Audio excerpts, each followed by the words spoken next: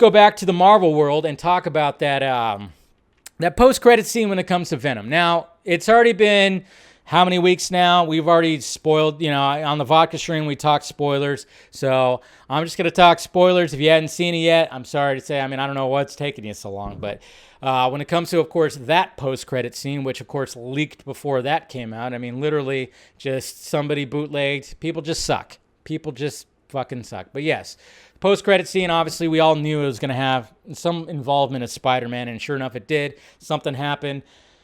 Eddie, Venom in a hotel room, multiverse goes, and then all of a sudden it's just like they're in somewhere else, and Venom recognizes Peter, which is really weird. Some kind of didn't really make sense. He licks the TV screen. Okay, cool. In my movie theater, it erupted. Everybody in my movie theater just went crazy. It did its job. It did its job. But what's always interesting, too, is we heard Andy Serkis talk about that post-credit scene, how he said that they waited till the end with that. That wasn't part of the initial shoot because they weren't sure exactly where they wanted to, start connecting the dots when it comes to that. And like I said, we even joked about it on the on last Friday's vodka stream with my buddy Seek, who's a big Venom fan. And make sure you subscribe to his channel. He does the Venom vlogs. He knows a lot about the character. We kind of joke that, Kevin Feige is probably always cussing up a storm when he has to deal with Sony. He has to always, because that's when it comes to Spider-Man and when it comes to his universe, he has to deal with a whole other studio. He can't just do what he wants, okay? Because he's always the one that gets, final cut. He gets to make the final decisions when it comes to these movies. That's why I found it hilarious when it was Scarlett Johansson, I guess, said that they had to fight Kevin Feige had to fight to keep that dinner scene in. I'm like, are you kidding me? He had to fight them to keep it in? No. That's not how it works. Come on. We know who's doing the fighting there. He was like, no, keep that in there. And they were fighting him to take it out. And he said, no, let's keep it in there. So, but, this is what he had to say. He talks a little bit more about the Eternals, too. This was from last night. So he talks about, Kevin Feige talks Eternals, ambition, and that Venom surprise right there. The studio boss calls the film a love letter to the late artist Jack Kirby and also shares his thoughts on DC's new The Batman trailer. What? Of course he watched that. That's why he moved Doctor Strange to May. No, maybe not. Maybe. Who knows? Feige regrets never meeting Jack Kirby. That sucks. He never got to meet. The whole movie is a love letter to what one man was able to do with a pencil sitting at a little desk on the East Coast. So he talks about that. Of course, the legacy. Jack Kirby, of course, died almost 30 years ago. Crazy.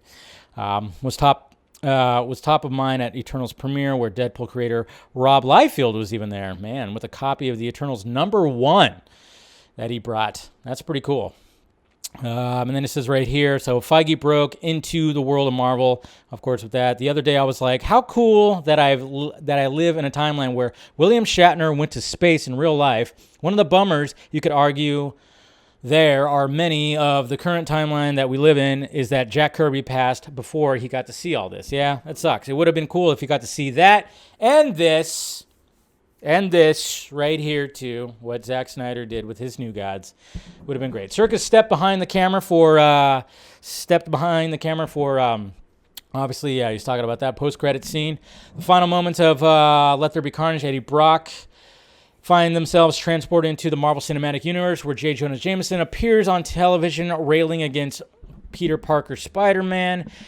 It was a major move, and they talk about that and said, ask how the scene came together. Feige noted it took a lot of coordination between Sony and Marvel, which was probably a headache for Kevin Feige. Remember that interview with him and Amy Pascal? And then she said something, and he kind of went like, huh? What the? And then just gave that awkward smile like, yeah, well, whatever. She's, fuck. Yeah. There was a lot of coordination. Now, does he mean was there a lot of headbutting and fighting? I don't know. When he says coordination, it kind of makes me wonder, what does that exactly mean there, Kevy boy? You know?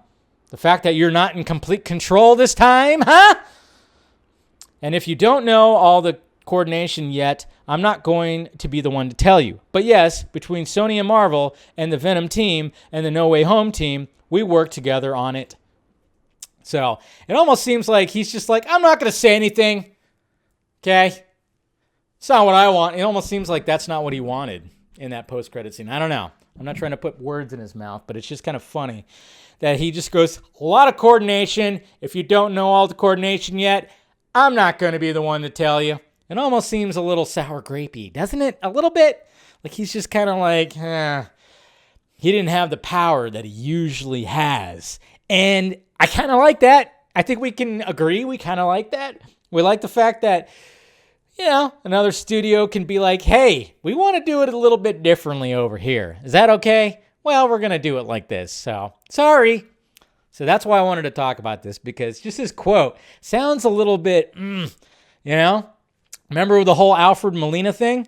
Remember how he said that? Well, just ask Alfred Molina, I think he was a little upset about that too. The fact that that wasn't left to be a surprise.